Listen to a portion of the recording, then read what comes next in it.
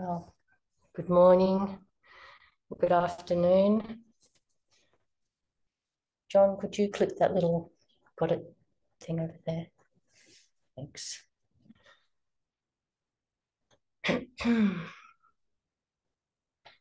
Last week we started conversation about the 7 points of mind training from Tibetan tradition, made well known by Chogyam Trungpa Rinpoche. This little book is a fairly well-known little book of his, Training the Mind. I'd recommend this book. And there's 59 what are called slogans, 59 instructions that are very short and pithy and easy to remember. Well, hopefully easy to remember. Maybe there's a few that just really capture your imagination. So I'd like to talk about 2 of them today. The second one is regard all dharmas as dreams. And then the 11th one in the collection is transform all mishaps into the path of Bodhi, to the path of awakening. And I wanted to preface by saying sometimes these teachings can seem kind of abstract and obscure, and people sometimes when their life is difficult might think, I don't know how this really applies to me. This seems kind of out of touch with real troubles of life.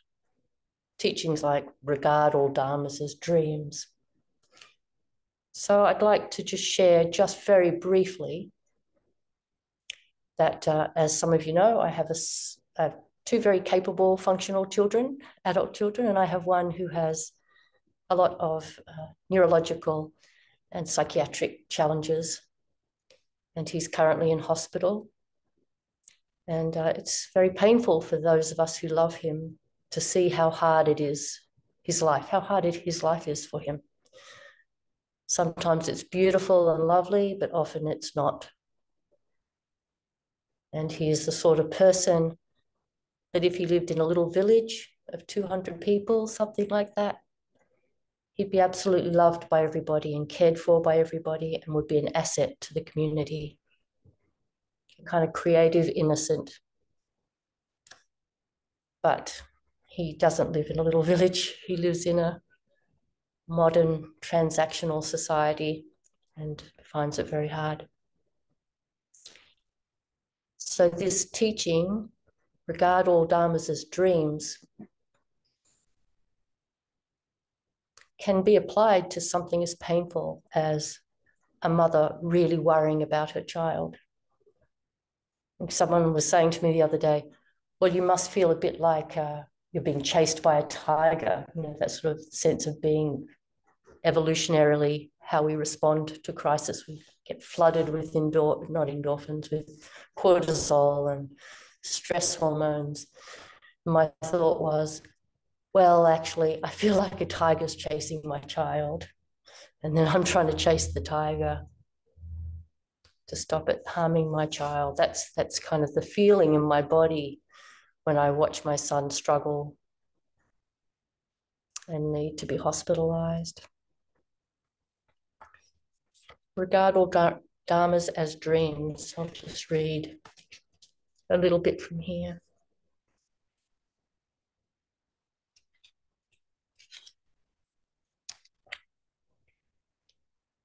This slogan is an expression of compassion and openness. It means that whatever you experience in your life, pain, pleasure, happiness, sadness, grossness, refinement, sophistication, crudeness, heat, cold, or whatever, is purely memory. The actual discipline or practice of the Bodhisattva tradition is to regard whatever occurs as a phantom. Nothing ever happens, but because nothing happens, everything happens. This is a very subtle teaching. This is not something that you can just hear and nod your head and say, okay, I get that. This is a very subtle teaching. I remember maybe 15 years ago, I had this teaching written on a piece of paper, stuck on the back of my door in my bedroom in Santa Cruz. And Catherine Thanos, who was the then abbot at Santa Cruz Zen Center, had come to visit me. And she came into my room, and as we shut the door, she saw "Regard all dharmas as dreams" written on my door. And she just paused and stared at it in silence for a little bit, and then said, "Oh, a very deep teaching." And we both just stood there and looked at it on the door and didn't say anything for a bit. It had a very big impact on me, the way that she responded to that line, "Regard all dharmas as dreams." Because when I put it up there, I don't think I really understood it terribly well, but I knew it was an important teaching and there was a lot to it, but I kind of put it there as an encouragement to myself. Every time I'd shut my door there, I would see it. So I put it there as an encouragement, and then to see her just gaze at it like that, and then with such quiet confidence to say, "Oh, that's a very deep teaching," had a big impact on me. So with this situation that I'm in, that we call the situation that I'm in, or problem, we call it that. All the images in my mind and all of the thoughts that I'm having, this teaching helps remind me that that is what they are.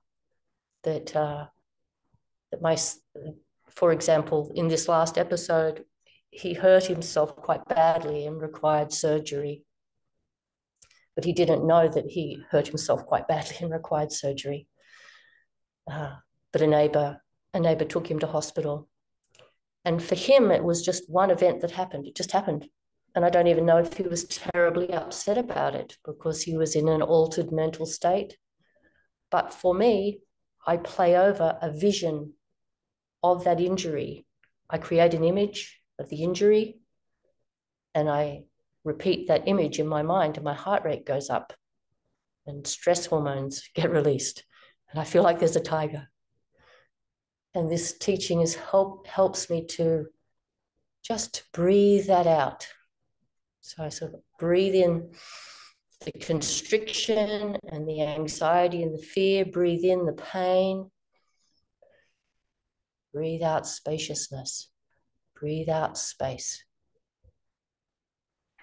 It's amazingly effective. If we can discipline our minds, that's why it's called training the mind. When we have a thought that causes our heart rate to go up, or any kind of emotion that strong emotion, we can breathe in breathe that in, because often emotions, when we have them, they kind of get very focused narrowly on someone or something, an idea, a person, an event. It's like we have blinkers that comes in and narrows right down onto this thing. So we can breathe that constriction in, breathe in that constriction, transform that, breathe it out into big, open spaciousness. It's really not that different to in Zazen when we have pain in the knee or pain in our back. We can breathe in the pain, the constriction, breathe out space around the pain, breathe out space around the knee. And sometimes the pain just goes away. Not always, but quite often. If we're really focused, we can create space.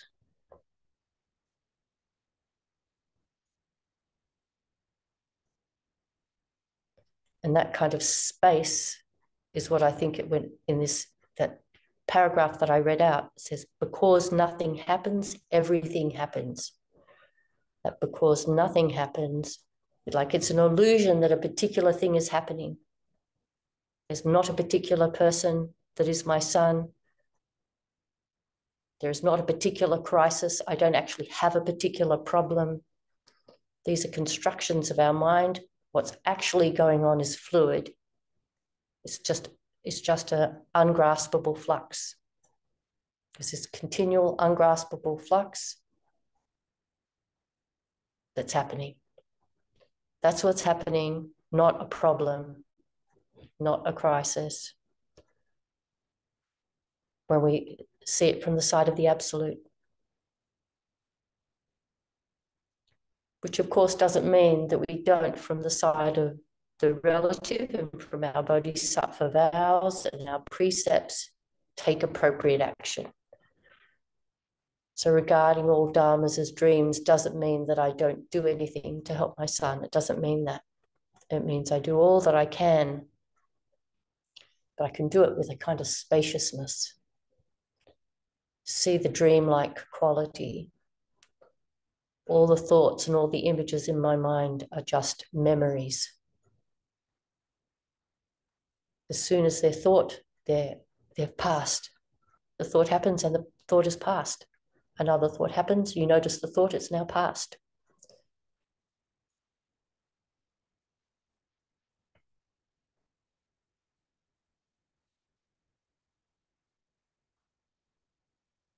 So you can practice this. This is a completely practical teaching that we can practice whenever the next time you have a bit of a stress of some sort. And we always have a little bit of stress every day, missing a bus or something. Like just a few minutes ago when the connectivity dropped out and we had to, during Kinhin, sign in again. You know, any of these little things are a really good moment just to regard all dharmas as dreams. Just breathe in what feels very real and solid. Breathe out, very spacious, open, unfixed. Breathe that out. If we do that, even 2 or 3 breaths sometimes, whatever the little difficulty is, it just doesn't completely dissolve, but it doesn't need to cause us any additional strain other than whatever we need to do on a practical level, like get back down and reconnect the Wi-Fi. Just do what needs to be done.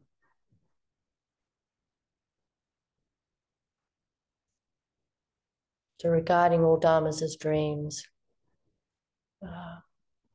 very, very helpful to our lives.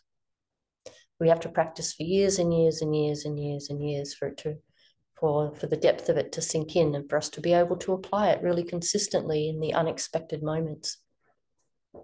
Another way I think of this teaching too is that for me, my son is particularly important to me. But that's just because of the evolutionary imperative that we have to try and kind of maintain our species, our culture, or our belief system, and so on. But sometimes it's nice for me just to remember that he's just another person in the world. He's just one of billions. He's only important particularly to me and a few other people. He's just another person. He's not that special. I'm not that special. That's another way to be spacious with these things. That the things that concern us aren't a big concern for a lot of other people. It's not important to them. It could just help us not to fixate too much on our own particular challenges. Not to disrespect them, but just not to get too caught by them.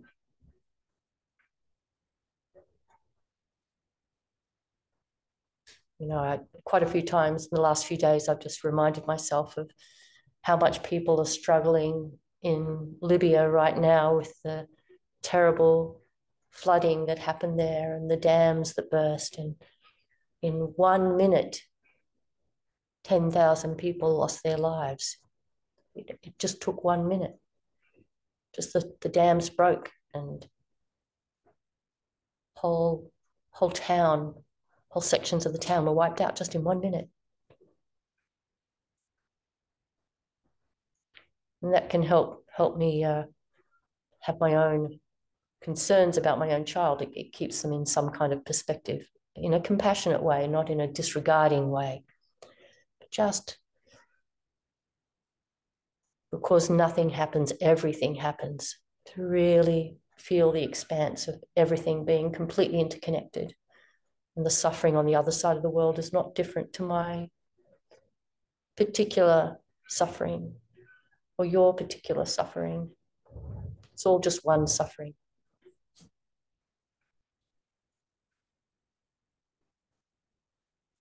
So the other slogan, transform all mishaps into the path of Bodhi, into the path of awakening.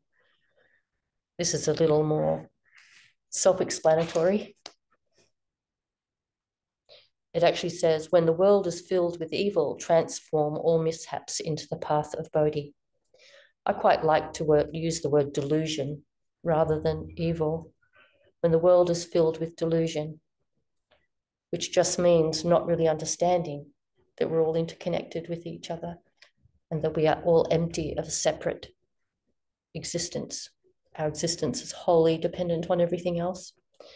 So when the world is filled with delusion, transform all mishaps into the path of Bodhi. And mishaps is just a polite way of saying troubles, you know. And as Sarah and I had a little correspondence, that internally we can say there's no such thing as a mishap. There's no mishaps. But externally, of course, there are mishaps. Externally, things go wrong. We need to be kind and caring to other people and to ourselves when these things happen. But internally, we can see that they're all dreams. It's a dream-like quality. So I'll read a little from Chogyam Trungpa Rinpoche. When the world is filled with evil, transform all mishaps into the path of Bodhi. That is to say, whatever occurs in your life, environmental problems, political problems, psychological problems, should be transformed into a part of your wakefulness or Bodhi. Such wakefulness is the result of the practice of shamatha vipassana, which I'll just comment that shamatha vipassana is a very common pairing of equanimity and insight. That's our practice, a combination of equanimity and insight. So equanimity is our zazen, and insight is our studying and our contemplation. So we sit and we also contemplate. Shamatha vipassana is a result of the practice of shamatha vipassana discipline, as well as our basic understanding of bodhicitta, which is loving kindness. In other words, you do not blame the environment or the world for the current situation. This is interesting, not to blame. I find this a very good instruction not to blame, because there's no power in it. There's no real power in blaming. Much better to just turn the light back inward and go, how can I respond? What can I do? Which sometimes can be a little bit tough. My daughter has just been visiting my son and advocating for him in terms of things like her being able to do paperwork on his behalf. I tried to do that last time when I was down there, and they wouldn't sign the paperwork for me to let me do that. But this time she was able to, and she's also been able to put pressure on them to say, my son needs to be transferred to a Canberra hospital. And they just keep saying it's too difficult. And so she's kind of politely saying, well, I'm just informing your superiors that that's your decision that you're making, just letting you know. And, so she's applying pressure on them to think they might not have enough energy to do it for my son, but they might have enough energy to do it to protect themselves a little bit. And that's okay. That's not blaming. That's just responding skillfully to a very complex situation. Because doctors get tired and they can't always do the very best for every patient. So sometimes family members have to advocate strongly. But we can do that without blaming. We don't need to blame anybody. According to this slogan, when the world is filled with evil, or even when the world is not filled with evil, any mishaps that might occur should all be transformed into the path of Bodhi or wakefulness. That understanding comes from your sitting practice and your general awareness. This slogan says practically everything about how we can practice generosity as well. In our ordinary life, our immediate surroundings or our once removed surroundings are not necessarily hospitable. There are always problems and difficulties. There are difficulties even for those who proclaim that their lives are very successful. And those who have become the president of their country, or the richest millionaires, or the most famous poets, or movie stars, or surfers, or bullfighters. Even if our lives go right, according to our expectations, there are still difficulties. Obstacles always arise. That is something everybody experiences. And when obstacles happen, any mishaps connected with those obstacles, poverty mentality, fixating on loss and gain, or any kind of competitiveness should be transformed into the path of Bodhi. So I just want to say something about this term, poverty mentality. I think it's a really interesting way to reflect on ourselves.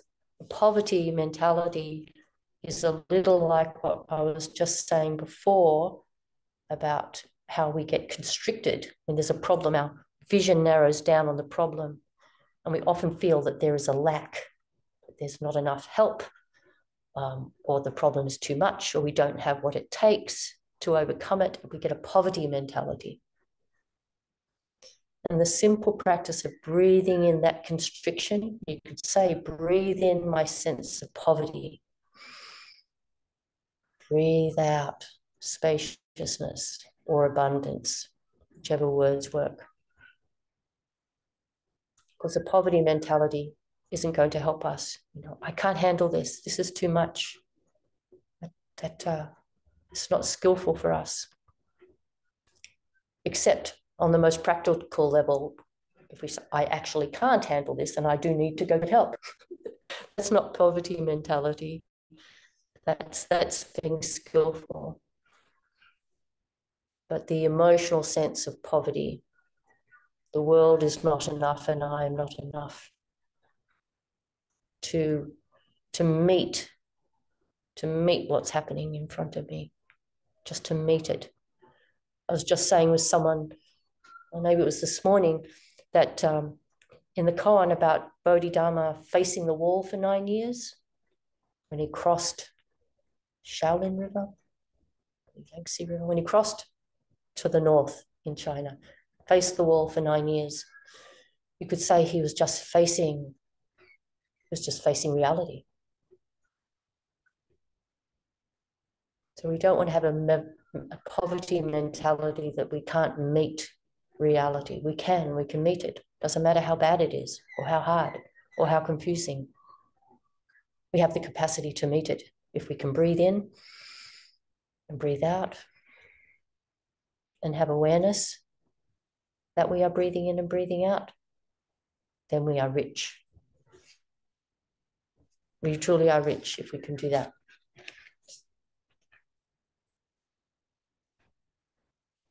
So I'll just continue reading.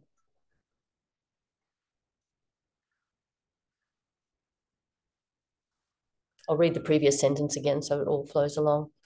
And when obstacles happen, any mishaps connected with those obstacles, poverty mentality, fixating on loss and gain, or any kind of competitiveness, should be transformed into the path of Bodhi.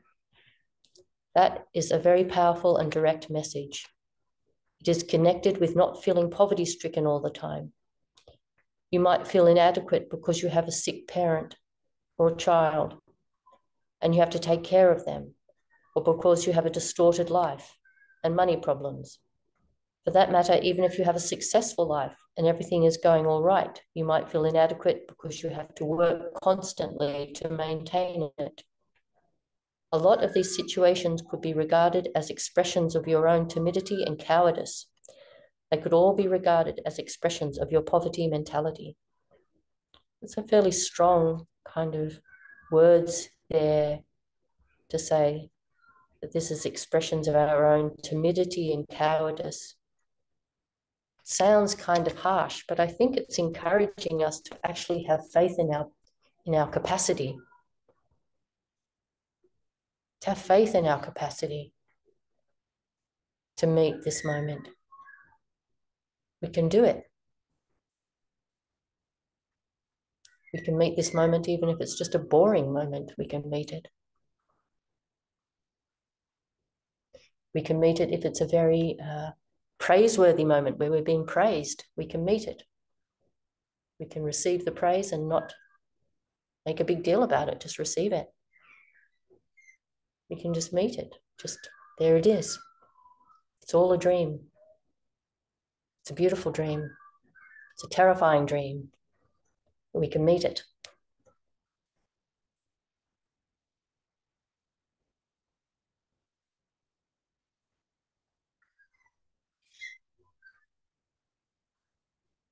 Having already experienced the possibilities of absolute and relative bodhicitta and practiced sending and taking. So this sending and taking is this sort of take in the pain, send out. I often just say spaciousness, but you can be sending out bodhicitta. That's what the sending and taking is referring to here. You should also begin to build up confidence and joy in your own richness. That richness is the essence of generosity. It is the sense of resourcefulness that you can deal with whatever is available around you and not feel poverty-stricken. Even if you are abandoned in the middle of a desert and you want to find a pillow, you can find a piece of rock and be quite comfortable to put your head on it. Then you can lie down and have a good sleep. Having such a sense of resourcefulness and richness seems to be the main point. Practicing that resourcefulness and richness or generosity is the way to become Mahayanaists, to become practitioners, Buddhist practitioners. We have found that a lot of people complain that they are involved in intense domestic situations. They relate with everything in their lives purely on the level of pennies, tiny stitches, drops of water, grains of rice. We do not have to do that. We can expand our vision by means of generosity. We can give something to others. We don't always have to receive something first in order to give something away. Having connected with the notion of generosity, we begin to realize a sense of wealth automatically. The nature of generosity is to be free from desire, free from attachment, able to let go of anything. Yeah. I think it was quite a nice little poetic bit here where he says, they relate to everything in their lives purely on the level of pennies, tiny stitches, drops of water, grains of rice. I think that's referring to this constricting right down to my particular problem and having trouble seeing that there's a whole world around the problem. There's a whole big world.